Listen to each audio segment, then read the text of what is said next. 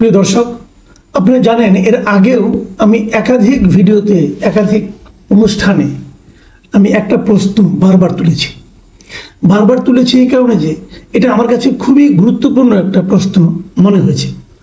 সেটা হলো এই যে দেশের নীতি নির্ধারণের পর্যায়ে আমরা কোনো দ্বৈত নাগরিককে দায়িত্ব দেব কিনা, মানে যারা দেশের সিদ্ধান্ত নেবেন দেশের ভালো মন্দ নিয়ে, সেখানে আমি এমন কোনো লোককে রাখবো কিনা যে লোক একই সঙ্গে বাংলাদেশের নাগরিক এবং ভিন্ন একটা দেশের নাগরিক। পৃথিবীর অনেক দেশ আছে, যেমন সিঙ্গাপুর। আপনি যদি সিঙ্গাপুরের নাগরিকত্ব নিতে যান, আপনি পৃথিবীর অন্য কোনো দেশের নাগরিকত্ব নিতে পারবেন না, কারণ তাদের বক্তব্য হলো তুমি একসঙ্গে দুই নৌকা পা দিতে পারবে না। তুমি যদি সিঙ্গাপুরের নাগরিকত্ব বাদ দিয়ে অন্য কোনো দেশের নাগরিকত্ব নাও, তার মানে তুমি সিঙ্গাপুরের নাগরিকত্ব নিয়ে হ্যাপি নও। একই জিনিস কিন্তু ভারতেও আছে। ভারতের কোনো নাগরিক যদি বিদেশের কোনো দেশের নাগরিকত্ব নিতে যায়, তাকে কিন্তু ভারতের নাগরিকত্ব ছেড়ে নিতে হয়। এই জিনিসটা বাংলাদেশে নেই। বাংলাদেশে একই সঙ্গে দুই জায়গায় নাগরিকত্ব নেওয়ার একটা সুযোগ আছে। আমাদের অনেক আত্মীয়স্বজন আছে যারা বিদেশে অন্য দেশের নাগরিক, ইউরোপের নাগরিক, অস্ট্রেলিয়ার নাগরিক, আমেরিকার নাগরিক, আবার তারা একই সঙ্গে বাংলাদেশেরও পাসপোর্ট ধারণ করে। এটা নিয়ে আমার কিন্তু ওইভাবে কোনো আপত্তি নেই। আমার আপত্তি একটা জায়গায় হলো যখন সে বিদেশের নাগরিকত্ব নেবে তখন সে বাংলাদেশের রাষ্ট্রীয় নীতি নির্ধারণের কোনো কাজে থাকতে পারবে না।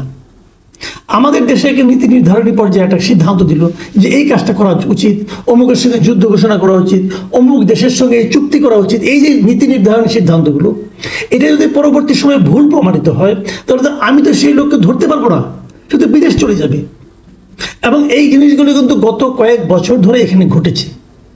আমরা দেখেছি এস আলমের কথা বলেন, সামিট গ্রুপের আজিজ খানের কথা বলেন, যত লোক পাবেন, যত বড় বড় লোক পাবেন, এরা প্রায় সবাই বাংলাদেশের পাশাপাশি আরেকটা দেশের নাগরিক, যে কারণে ওদের কাউকে আপনারা কিন্তু ধরতে পারবেন না, কিছু করতেও পারবেন না।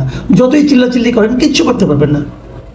আপনি এস আলমকে কীভাবে দেবেন? সে তো সিঙ্গাপুরের নাগরিক, তাকে আপনি কিছু বলতেই পারবেন না। আজিজ খান কিছু বলতেই পারবেন না। তো এই লোকগুলো কিন্তু এই দেশের থেকে, এই দেশ থেকে লুটপাট করে পরে অন্য জায়গায় টাকা পাঠিয়ে দেয়, ওখানে যে থাকে।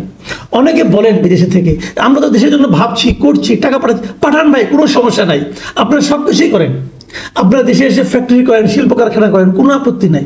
কিন্তু আপনি দেশের রাষ্ট্রপতি হতে চেয়েন না, আপনি দেশের প্রধানমন্ত্রী হতে চেয়েন না, আপনি দেশের এমপি হতে চেয়েন না, কারণ এইগুলি নীতি নির্ধারণী। আপনি যখন বিদেশের নাগরিক হবেন তখন আপনার দেশপ্রেম যারা বিদেশের নাগরিক নয়, বাংলাদেশে বসবাস করে, তাদের চেয়ে কম হতে বাধ্য।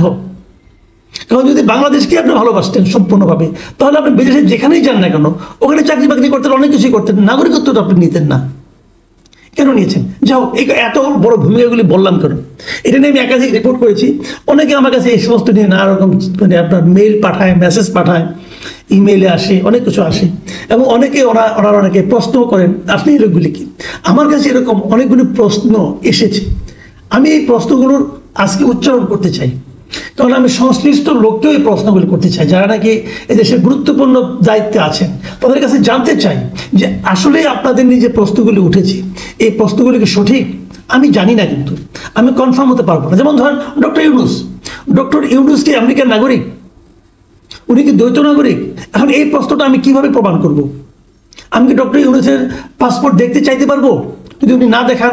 আমি যতটুকু জানি উনি একটা লাল পাসপোর্ট নিয়েছেন, সেই লাল পাসপোর্টের নাম্বারও আমি পেয়েছি। কিন্তু যে কোনো নতুন পাসপোর্ট নিতে গেলে সেই পাসপোর্টে কিন্তু পুরনো পাসপোর্টের একটা ইতিহাস থাকে। আগের পাসপোর্ট নাম্বারটা কত ছিল? ডক্টর ইউনূসের লাল পাসপোর্টে কি সেই নাম্বারটা আছে? আগের নাম্বারটা সেটা কত নাম্বার? সেই পাসপোর্টটা উনি কতদিন আগে নিয়েছিলেন? উনি এত ঘন ঘন বিদেশে যাওয়া আসা করতেন, আগে দেখছি আমরা, এখনো দেখছি। তো তার তো পাসপোর্টে সিল, ইমিগ্রেশন সিল পড়তে পড়তে পেজ তো প্রতি বছর তো 2-3 টাকা তার পাসপোর্ট নবায়ন করার কথা। অথবা কি করেছেন নাকি তিনি অন্য কোনো দেশের পাসপোর্টে চলাফেরা করতেন? এই প্রশ্নগুলো যদি উঠে আমি আপনি কিভাবে এটা সমাধান করব? আমি ডক্টর ইউনূসকে জিজ্ঞাসা করতে চাই, আপনি বলুন, আপনি যেহেতু আপনাকে নিয়ে একটা প্রশ্ন উঠেছে, আপনি এটা একটা সমাধান দিন আমাদেরকে। বলুন আপনার অবস্থানটা কি? আপনি কি বিদেশের নাগরিক নাকি নাগরিক না? আপনি কি একই সঙ্গে আরেকটা দেশের নাগরিক হলে কোন দেশের নাগরিক? আমাদের বলতে আপনার অসুবিধাটা কি? লজ্জা পাচ্ছেন কেন? এখানে তো লজ্জা পাওয়ার কিছু নেই।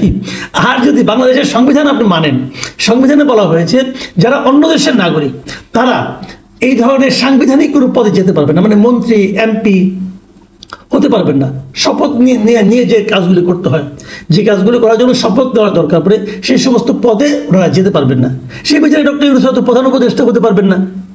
তাই যেহেতু প্রশ্নটা উঠেছে, আমি ওনার কাছে উত্তরটা চাই।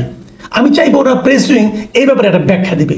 তারপরে ব্যাখ্যা যদি ভুল হয় তখন এটা নিয়ে আবার আলোচনা হতেই পারে, কোনো সমস্যা নেই। যেমন ওনার কন্যা দিনা আফরোজ ইউনূস, আমার কাছে একজন লিখেছে উনিও নাকি মার্কিন নাগরিক। এটা কি সত্য? আমি জানতে চাই। আমি আরো কিছু প্রশ্ন করবো, এগুলো আমি জানতে চাই যে আসলে কি। যেমন ধরা যাক, উপদেষ্টাদের মধ্যে একজন ছিল রিজওয়ানা হাসান, বলা হচ্ছে উনি ব্রিটিশ নাগরিক, একই সঙ্গে দ্বৈত নাগরিক। আবার ধরুন, আমরা যদি আমার কাছে যে মেসেজগুলো এসেছে, মেসেজগুলো পড়ে পড়ে শোনাচ্ছি প্রশ্নগুলি। যেমন প্রধান উপদেষ্টার আন্তর্জাতিক বিষয় সংক্রান্ত বিশেষ দূত, উনি আবার উপদেষ্টার মর্যাদায় প্রাপ্ত। ওনার নাম হল মিস্টার লুৎফে সিদ্দিকী। উনি বিদেশ থাকেন দীর্ঘদিন, উনি সুইজারল্যান্ডের নাগরিক এবং একই সঙ্গে বাংলাদেশের নাগরিক।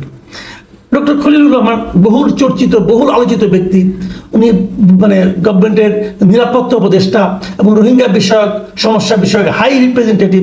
উনি দীর্ঘদিন ধরে আমেরিকায় আছেন, আমেরিকার নাগরিকত্ব নিয়েছেন, উনি দ্বৈত নাগরিক। আবার ডক্টর আনিসুজ্জামান চৌধুরী, উনি প্রতিমন্ত্রীর প্রতিমর্যাদা প্রধান উপদেষ্টার বিশেষ সহকারী, উনি বড় অর্থনীতিবিদ, উনি অর্থনীতি নিয়ে অর্থ মন্ত্রণালয়ে কাজ করছেন, উনি অস্ট্রেলিয়ার নাগরিক। মোহাম্মদ সুফিউর রহমান, তিনি তাকে সম্প্রতি প্রতিমন্ত্রীর পদমর্যাদায় প্রধান উপদেষ্টার বিশেষ সহকারী হিসেবে নিয়োগ দেওয়া হয়েছে। তিনি কাজ করবেন পররাষ্ট্র মন্ত্রণালয়ে। তিনি কিন্তু বাংলাদেশের পাশাপাশি সুইজারল্যান্ডের নাগরিক। তারপরে শেখ মঈনুদ্দিন, প্রধান উপদেষ্টার বিশেষ সহকারী হিসাবে প্রতিমন্ত্রীর পদমর্যাদায় সড়ক পরিবহন ও সেতু মন্ত্রণালয়ে উনি নিয়োগ পেয়েছেন। উনি অনেকদিন ধরে মার্কিন যুক্তরাষ্ট্রের প্রবাসী এবং মার্কিন যুক্তরাষ্ট্রের নাগরিক। ফয়াজ আহমদ তৈয়ব, উনি প্রতিমন্ত্রীর পদমর্যাদায় প্রধান উপদেষ্টার বিশেষ সহকারী, উনি প্রকৌশলী এবং তিনি একই ধারে বাংলাদেশ ও নেদারল্যান্ডের নাগরিক।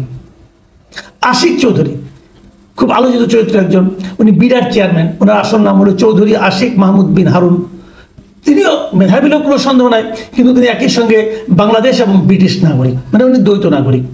ডক্টর আলী রিয়াজ, যিনি সংবিধান সংস্কার কমিশনের প্রধান এবং জাতীয় ঐক্যমত্য কমিশনের ভাইস প্রেসিডেন্ট, উনি মানে ভাইস চেয়ারম্যান উনি, এবং উনি বিভিন্ন পলিটিক্যাল লিডারদের সঙ্গে নিয়মিত আলোচনা করছেন সংস্কার নিয়ে। উনি কিন্তু দীর্ঘদিন ধরে ইলিনয় স্টেট ইউনিভার্সিটির উনি অধ্যাপক। উনি প্রায় 3 যুগেরও বেশি সময় ধরে বিদেশে থাকেন, ইংল্যান্ডে থাকছেন, আবার আমেরিকায় থাকেন। উনি মার্কিন নাগরিকত্ব ওনার আছে, উনিও দ্বৈত নাগরিক। মিস্টার বদিউল আলম মজুমদার, উনি নির্বাচন ব্যবস্থা সংস্কার কমিশনের প্রধান, উনি আমেরিকান সংস্থা হাঙ্গার প্রজেক্টের বাংলাদেশ শাখার পরিচালক। সুজনের উনি কর্ণধার, উনিও কিন্তু আমেরিকান নাগরিক। কামাল আহমেদ, গণমাধ্যম সংস্কার কমিশনের প্রধান, উনি বিবিসিতে ছিলেন দীর্ঘদিন এবং তারপরে এখন লন্ডনেই আছেন এবং উনি ব্রিটিশ নাগরিকত্ব নিয়েছেন। দুর্নীতি দমন কমিশন সংস্কার কমিশন যেটা হয়েছে, তার যে মেম্বার ডক্টর মোস্তাক হোসেন খান, তিনিও ব্রিটিশ নাগরিক। প্রধানমন্ত্রীর খুব পাওয়ারফুল একজন লোক, প্রধান উপদেষ্টার মানে এসডিজি বিষয়ক মুখ্য সমন্বয়ক, ইনি সিনিয়র সচিব পদমর্যাদা আছেন, লামিয়া মুর্শিদ। তাকে অনেকে এমনও বলে যে উনি দীর্ঘদিন ধরে গ্রামীণ ব্যাংকে আছেন এবং ডক্টর ইউনূসের অন্যতম সহযোগী তাকে বলা হয়ে থাকে, এবং তিনি কানাডার নাগরিক। তার স্বামী সন্তানরা দীর্ঘদিন ধরে কানাডায় থাকে, এখনও তার স্বামী দেশে আছেন। প্রধান উপদেষ্টার ঐক্যমত্য বিষয়ক বিশেষ সহকারী মিস্টার মনির হায়দার, তাকেও সিনিয়র পদমর্যাদা সচিব পদমর্যাদা নেওয়া হয়েছে। তিনি 1 যুগ ধরে রিফিউজি অ্যাসাইলামে আমেরিকায় বসবাস করেন, তিনিও আমেরিকান নাগরিক। এবং যতদূর জানা যায়, রাজনৈতিক অ্যাসাইলাম নিতে গেলে পূর্বের দেশে বা আগের দেশে নাগরিকত্ব, পাসপোর্ট, এনআইডি এগুলি ত্যাগ করতে হয়। যদি সেটা করে থাকেন তাহলে তিনি হয়তো এখন কেবলই মানে মার্কিন নাগরিক, আর বাংলাদেশের নাগরিকত্ব নাই, এটাও হওয়ার সম্ভাবনা আছে। একই রকম ঘটনা ঘটবে মিস্টার মুশফিকুল ফজল আনসারির ক্ষেত্রে। তিনিও সিনিয়র সচিব মর্যাদায় মেক্সিকোতে বাংলাদেশের রাষ্ট্রদূত নিয়োগ হয়েছেন, উনিও আমেরিকান নাগরিক। আরেকজন প্রধান উপদেষ্টার একান্ত সচিব মানে পিএস, এদিকে সাজিব এম খাইরুল ইসলাম, তিনি যুগ্ম সচিব পদমর্যাদায় চুক্তিভিত্তিক নিয়োগ পেয়েছেন এবং উনিও আমেরিকান নাগরিক। এই যে কথাগুলো বললাম, যে নামগুলি পেলাম, এই নামগুলি কিন্তু আমার কাছে বিভিন্ন জনে পাঠিয়ে আমাকে প্রশ্ন করেছে এবং তারা বলেছে এই ঘটনাগুলি সত্য কিনা। আমি এটা পড়ে শোনালাম। আমি সংশ্লিষ্ট সকলের কাছে এই প্রশ্নটাই কেবল করতে চাই, আসলে কি তাই? আসলে কি আপনারা দ্বৈত নাগরিক? আপনি দ্বৈত নাগরিক হতেই পারেন। আমি একটা কথা খালি বলি, আমার অন্য কোনো, আপনি ওই দেশকে আসলে ভালোবাসেন, হতে পারে আগে সরকার আমলে দেশকে ভালোবাসা, দেশের প্রতি ভালোবাসা প্রকাশের সুযোগ পান নাই, হতে পারে। কিন্তু আগে স্বৈরাচারী শাসক ছিল, দেশে আসলে আপনাদের বিপদ হতে পারতো, হতে পারে। আপনারা এবার দেশে আসছেন, দেশ সেবা করতে চান, তাতেও আমার কোনো আপত্তি নেই। আপনারা জ্ঞানী মানুষ, আপনাদের সারা দুনিয়া আপনাদেরকে ধারণ করে সম্মানিত হয়, অতএব তারা ওই দেশ ছেড়ে এখানে এই দেশে এসেছেন। কেন এসেছেন? দেশপ্রেমের জন্য এসেছেন। ওকে, তাহলে ওই দেশের নাগরিকত্বটা ছেড়ে আসছেন। আমি এই প্রশ্নটা করতে চাই, ওই যে আসলে আপনার দেশকে ভালোবাসেন, ওই দেশের নাগরিকত্ব ছেড়ে আসুন, এসে প্রমাণ করুন যে আপনার দেশকে ভালোবাসেন। আর যদি না ছেড়ে আসেন, মানে যদি ওইটাও হাতে রাখেন, তার অর্থ হবে এটাই যে আপনি এখানে আকাম কোকাম যদি করেন, তাহলে আপনাকে ধরার আগে আপনি জাস্ট টিকিট কেটে উড়াল দিবেন, আপনাকে আর আমি ধরতে পারবো না। এই দেশটা তো আমাদের, আমরা তো এই দেশে থাকবো, আপনারা তো থাকবেন না রে ভাই। আমরা কাকে ধরবো, কাকে জিজ্ঞাসা করবো এটা আপনি কেন বললেন, কেন করলেন? কারণ আপনারা তো ধরুন মার্কিন নাগরিক, কেউ সুইজারল্যান্ডের নাগরিক, কেউ কানাডার নাগরিক, আপনাদেরকে আমি পাবো কোথায়? প্লিজ, আপনারা মহান ব্যক্তি, আপনারা জ্ঞানী ব্যক্তি, আপনাদের কাছে স্বনির্বন্ধ অনুরোধ, হাত জোর করে বলতেছি ভাই, আপনারা আপনাদের ওই সুযোগটা ছেড়ে আসেন, ওই নাগরিকত্বটা ত্যাগ করে তারপর আমাদের এখানে কাজ করেন। আমি যাদের নাম বললাম তাদের প্রত্যেকের কাছে আমার অনুরোধ, আপনারা প্রকাশ্যে এসে বলুন যে আপনারা দ্বৈত নাগরিক নাকি নাগরিক না, নাকি আপনাদের ব্যাপারে মিথ্যা অভিযোগ। আর যদি আপনারা দ্বৈত নাগরিকত্ব আসলেই নিয়ে থাকেন, তাহলে আপনাদের প্রতি অনুরোধ, আপনারা যে কোনো একটা ছেড়ে আসুন, আপনারা ওইটা ছেড়ে এই দেশে সেবা করুন। আর যদি ওইটা রেখে দেশে সেবা করতে চান, তাহলে আপনাদেরকে বলবো সরি, আপনারা আসলে দেশপ্রেমিক নন, আপনারাও ওই আগেরদের মতোই লুটপাট করতে আসছেন। প্রিয় দর্শক, আমি জানি আমি অনেক বড় প্রশ্ন করে ফেলেছি, কিন্তু একজন সাংবাদিক হিসাবে ক্ষমতাকে প্রশ্ন করাই আমার কাজ। আমি সেই বিবেচনায় মনে করি আমি একজন সাংবাদিকের ছোট সাংবাদিকের দায়িত্বটা পালন করেছি। প্রশ্ন করা যদি অপরাধ না হয়, তাহলে আমি মনে করব এই লোকগুলো, এই বিখ্যাত মানুষগুলো আমার এই প্রশ্নের জবাব দেবেন। প্রশ্ন সহজ, জবাব কি পাবো? যদি জবাব না পাই, তাহলে ভাববো যে আশঙ্কা আমি করেছিলাম সেই আশঙ্কাই বোধহয় সত্য হতে যাচ্ছে। প্রিয় দর্শক, এখন এ পর্যন্তই। আল্লাহ হাফেজ।